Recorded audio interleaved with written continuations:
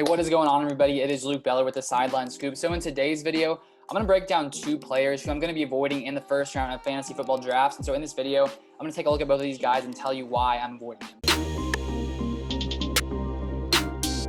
What is going on, everybody? I hope all you guys are doing good today. If you're new to this channel, welcome. On this channel, I talk about fantasy football as well as the NFL. So if you're into either of those things, make sure you subscribe to the channel down below. So basically today, what I want to do is take a look at these top 10 guys. And I have two guys who I'm going to be talking about in this video who I'm basically going to be avoiding. So I'm going to give the reason basically behind why I'm avoiding them in 2020 and maybe why you might want to as well, if you agree with what I have to say in this video. So the first guy that I'm going to take a look at is Dalvin Cook. And so when we take a look at Dalvin Cook, at the time of this video, most people know that he's holding out right now for a contract extension, and so he hasn't yet signed with the Vikings. And just that's mainly the sole reason that I'm looking at Dalvin Cook and sort of looking at him for this basically reason to avoid him in 2020. When you take a look at basically his injury history as well as the fact that he's holding out right now, I think that there's just a little bit too much risk when it comes to a guy being picked right now as a fourth guy off the board. I think, of course, when he is playing, if he is playing, he is like a top 5 running back. But just the fact that we don't exactly know what his future holds when it comes to 2020, exactly how long he may hold out, that's basically the main reason behind why I'm sort of avoiding him right now. And it's not super complex. That's basically the reason. It's super simple. And there have been reports that it's likely that he will be signed before 2020. The Vikings have been seeming to say that they want to do a deal with him because he's a big part of their team, a big part of their offense. That they're sort of built around him and built around the running game. And so I think it's very likely that they will sign him. But there's always a chance that things don't exactly go as we think they will. And so because of that, I'd rather take another guy like Derrick Henry, someone else like that, instead of having, just to get rid of the risk basically of having a guy who might hold out a little bit longer. But of course, you might want to take that, you may want to pick Dalvin Cook because you're like, well, he's probably going to get signed, so I'll just pick him anyways. And if you want to do that, that's fine. But that's basically my reasoning behind, well, I'll just basically be avoiding him and taking another guy in the same position. And so that is the first guy, Dalvin Cook. The second guy I'm going to take a look at is going to be Nick Chubb.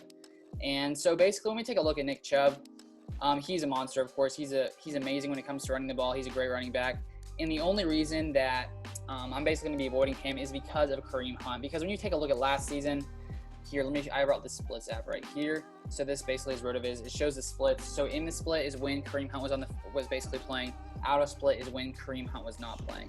So last season, Kareem Hunt was suspended for the beginning of the season, first half of the season. And during that time, Nick Chubb put up 19.6 points per game, was one of the top fantasy running backs. But when Kareem Hunt came into the picture, that changed. He averaged 12.97 points per game.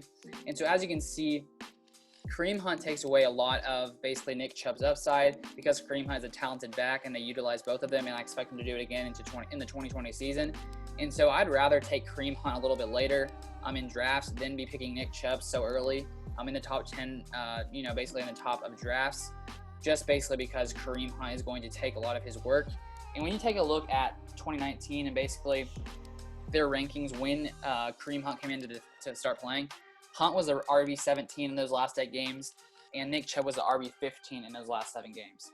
So the fact that they were so close together, RB15 and RB17, that just sort of makes me, a little bit hesitant when it comes to picking Nick Chubb. It just caps his upside, and for him to be a top 10 guy finishing the season, he'd have to get an insane amount of, basically just basically carries when it comes to just rushing carries. He'd have to get an insane amount to basically, I think, make me want to pick him in the first round, and I'm just not really sure that that's going to happen.